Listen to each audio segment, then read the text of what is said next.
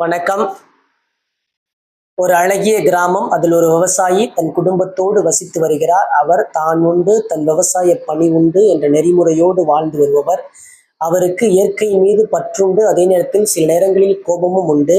என்ன காரணம் என்றால், தன்னுடைய பயிருக்கு எந்த நேரத்தில் மழை வேண்டும், எந்த நேரத்தில் காற்று வேண்டும், வறட்சி வேண்டும், பனி வேண்டும் என்பதையெல்லாம் இயற்கைக்கு அந்த அளவுக்கு சரியான தெளிவில்லை. அதனால் நேரங்கெட்ட நேரத்தில் எல்லாத்தையும் கொடுத்து என்னுடைய மகசூலை கெடுக்கிறதாக அவர் உணர்கிறார். அதனால் இயற்கையின் மீது அவர் கோபப்படுகிறார்.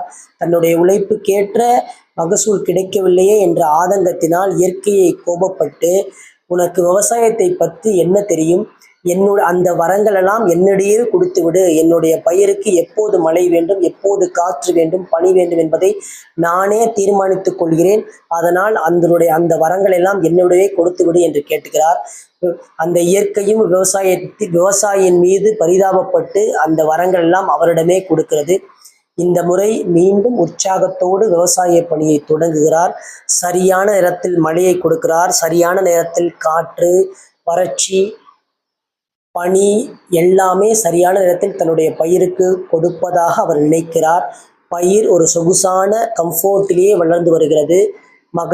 அறுவடை காலம் தொடங்கிவிட்டது. மிகுந்த உற்சாகத்தோடு சென்ற ஆண்டை விட இந்த ஆண்டு அதிக மகசூலை ஈட்டி விடுவோம் என்ற ஆசையில் அறுவடையை தொடங்குகிறார். அறுவடையை விட்டு மகசூலை பார்க்கும்போது சென்ற வருடத்தை விட இந்த வருடம் மிகவும் பாதியாக குறைந்து விட்டது. அவருக்கு மீண்டும் இயற்கையின் மீது ஒரு கோபம். நான் என்னுடைய பயிருக்கு தேவையான எல்லாத்தையும் சரியான நேரத்தில் அளித்தேன், ஆனாலும் எனக்கு மகசூல் கிடைக்கவில்லையே என்று ஆதங்கப்படுகிறார். மீண்டும் இயற்கையை அழைக்கிறார், காரணத்தை கேட்கிறார். இயற்கை இதற்கான தகுந்த காரணத்தை குறிப்பிடுகிறது. உன்னுடைய பயிருக்கு நான் அதீத மழை கொடுக்கும்போது அது வேர் வரை தன்னுடைய நீரை உறிந்து சேமித்து வைத்து கொள்ளும்.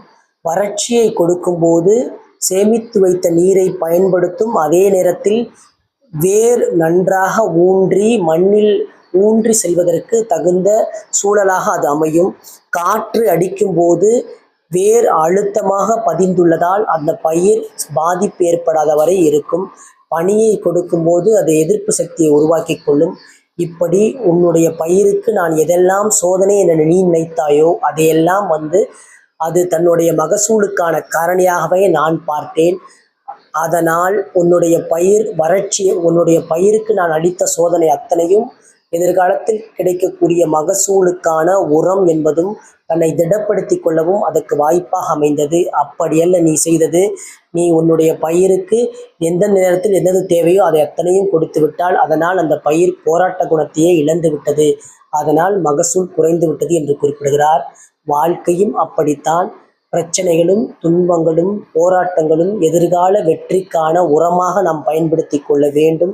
இயற்கை அளிக்கும் அத்தனை பிரச்சனைகளும் நாம் எதிர்காலத்தில் பெற மிகப்பெரிய வெற்றிக்கான நம்மை தயார்படுத்துகிறது என்று நினைத்து கொள்ள வேண்டும் என்பதுதான் இந்த கதையின் சாராம்சம். நன்றி.